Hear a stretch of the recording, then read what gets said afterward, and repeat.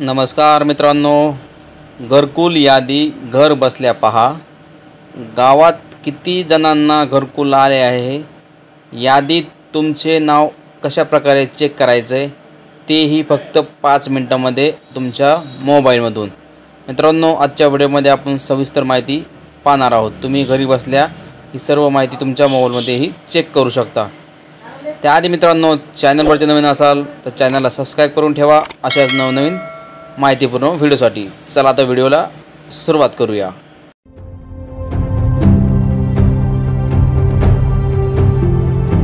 सर्वप्रथम तुम्हाला तुमच्या मोबाईलच्या क्रोमो ब्राउझरवरती जायचं आहे आणि इथे टाईप करायचं आहे प्रधानमंत्री आवास योजना 2024 बेनिफिशरी लिस्ट.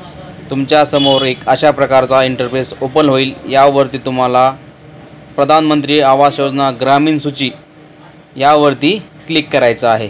यावरती क्लिक केल्यानंतर तुमच्या स्क्रीनवरती नवीन पेज ओपन होऊन जाईल.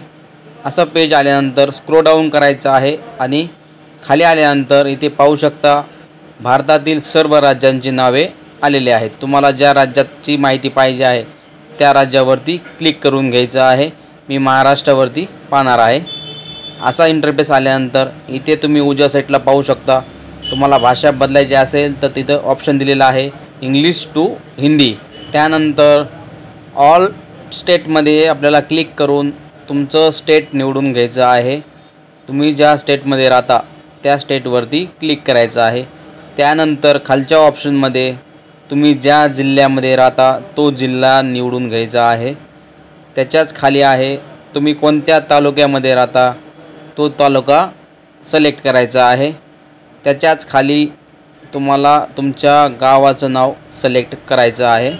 त्याच्या खालच्या ऑप्शनमध्ये तुम्हाला कोणत्या सालचे लिस्ट बघायचे आहे त्यावरती तुम्हाला क्लिक करावे लागेल. इथे तुम्हाला पूर्ण इयर दिसतील. तुम्हाला ज्या इयरचं लिस्ट बघायची त्यावरती क्लिक करून घ्यायचं. त्यानंतर खालच्या ऑप्शनमध्ये तुम्हाला कुठल्या योजनेची लिस्ट बघायची आहे त्याचा कॉलम तुमच्यासमोर ओपन होऊन जाईल. यामध्ये खूप साऱ्या गव्हर्नमेंटच्या योजनेची तुम्हाला लिस्ट दिसेल.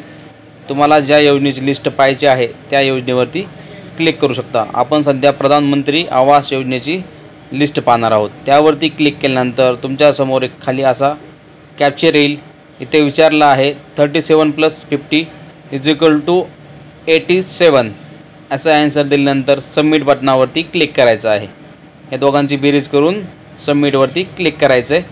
रुरल हाऊसिंग रिपोर्टमध्ये खाली पाहू शकता तुम्ही इथं रिझल्ट आला आहे डाटा नॉट फाउंड. मित्रांनो, आमच्या गावासाठी अजून तरी लिस्ट जाहीर झालेली नाही आहे. मित्रांनो, तुम्हीही तुमच्या मोबाईलवरती अशा प्रकारे माहिती घरी बसल्या 5 मिनिटांमध्ये चेक करू शकता, तेही फ्रीमध्ये. मित्रांनो, व्हिडिओ जर आवडला असेल, माहिती जर व्यवस्थित समजली असेल तर व्हिडिओला एक लाईक करा, तुमच्या मित्रांना शेअर करा आणि चॅनलवरती नवीन असाल तर चॅनलला सबस्क्राईब करून ठेवा अशाच माहितीपूर्ण व्हिडिओसाठी. धन्यवाद मित्रांनो.